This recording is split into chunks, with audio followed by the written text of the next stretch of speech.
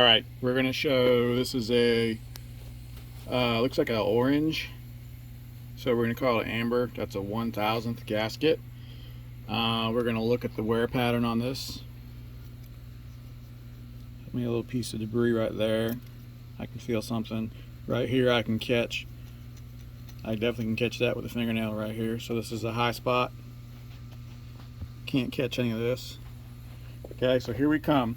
My high spot is going to be right here. So we're going to take my caliper, which should be a pretty straight surface. We're going to lay it across the gears, and we're going to use a 2.5 thousandths feeler gauge. Okay, barely goes under this gear. Doesn't go under, doesn't go under, doesn't go under. Does not go under. Goes under right here. So this side is 2.5 thousandths to right here. So then we're going to look a little bit closer, and you see where there's a T right there.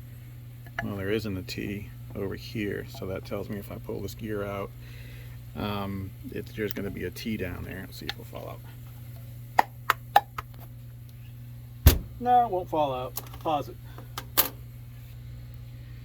Alright, we're going to pull it out. Okay, so these guys should go like that. My T should go down to match my other gear, which isn't going to come out. So I'm going to have to sand that to get it out.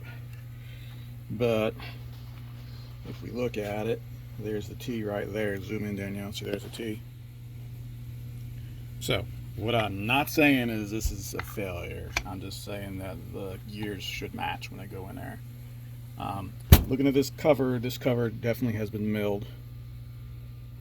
So again, when you're setting up your pump clearance, you're only setting your pump clearance up to your highest spot on the gears.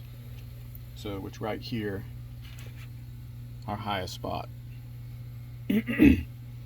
So I would use a steel thrust plate and not the aluminum, and I would make sure that they spun free with no drag, and I would use whatever gasket it took to achieve this. Also, an item of note, that is